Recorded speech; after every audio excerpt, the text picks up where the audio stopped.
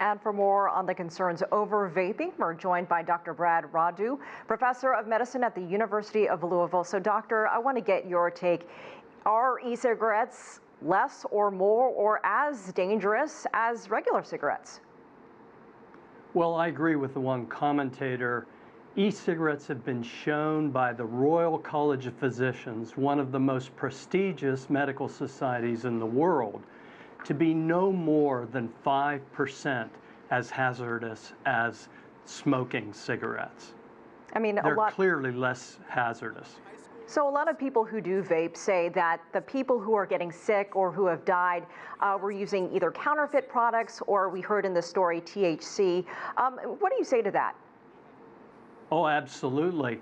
There's no question, because millions of vapors have used the standard products for over a decade, and there's been no reports of any incidents. So we're looking at an outbreak that has to be due to an adulterated substance in these vaping products. What do you make on the U.S. government response and this sort of outrage that's happening across the country all of a sudden? It seems like all of a sudden. Well, it seems that most of the moral panic is based on youth use. And very clearly, too many children are experimenting with e-cigarettes. And that has to be curtailed. There's no question about that. No one disagrees with that. Are you surprised? But even... Sorry, go ahead. Well, even the epidemic, though, has been exaggerated. The CDC has said that 3.1 million high school kids used e-cigarettes in 2018. That's true. I've looked at the data. But 600,000 of those high school students were a legal age to be able to buy e-cigarettes. And of the 2.5 million underage students, there were a lot who were already experimenting with smoking products, with other tobacco products. So it's not a new and distinct epidemic. It's part of a broader epidemic that we need to take care of. Kids shouldn't be using any substance for adults. That includes alcohol and marijuana, which have been used at epidemic rates for the past 30 years.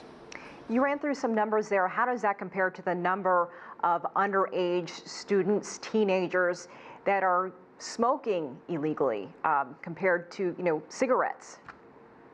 Well, that's another myth that you hear, that electronic cigarette use will lead to smoking. And in fact, since the advent of electronic cigarette experimentation, smoking rates have continued to plummet at record rates. We now have the lowest cigarette smoking rate among high schoolers in the U.S. ever recorded. So clearly, kids are moving away from smoked products, and those are the most dangerous. And doctor, for adults who've been trying to use e-cigarettes to stop smoking, is this still a way to do that, to walk away once and for all? Well, there's no question about it, because these products are vastly safer.